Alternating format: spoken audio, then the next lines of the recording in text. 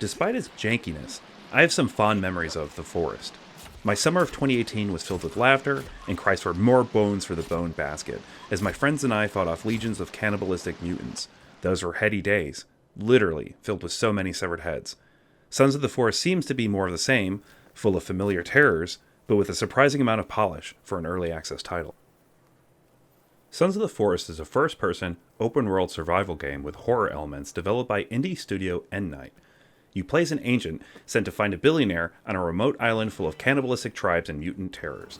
Things go wrong right from the onset as your helicopter crashes, leaving only yourself and Kelvin to survive, unless you're accompanied by friends in multiplayer.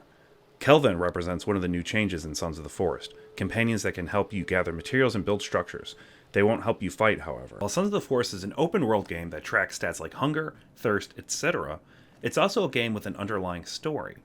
As you look for the missing billionaire and his family, you'll run into roadblocks, and you'll need to search for items to overcome them.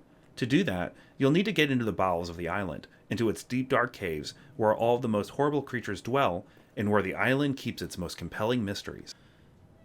Since you're not looking for your son this time around as you were in the forest, you might not feel as guilty frolicking around with Virginia, or taking your time building the biggest and coolest base you and your friends can manage.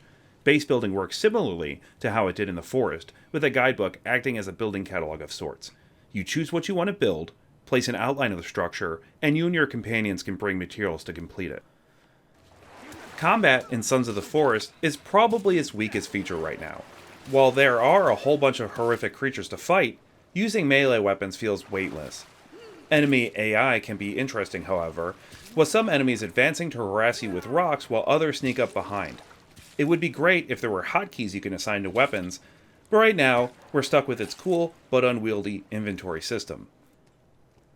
Sons of the Forest has released into early access, which will last from 6 to 8 months, an optimistic estimate since its predecessor took around 4 years to finish development. However, Sons of the Forest is at a high level of polish already. According to its early access info box on its Steam store page, developer Endnight plans on adding more to do, discover, and build while keeping community feedback in mind. With over 2 million copies already sold, Sons of the Forest hardly needs my recommendation. I'm just excited to see how it looks when it finishes its development. I do hope that Endnight tweaks the combat system a bit, however. While it isn't perfect, Sons of the Forest is definitely fun solo, or with up to 7 friends. Sons of the Forest is out now on Steam Early Access. Thanks for watching. We are Culture Combine.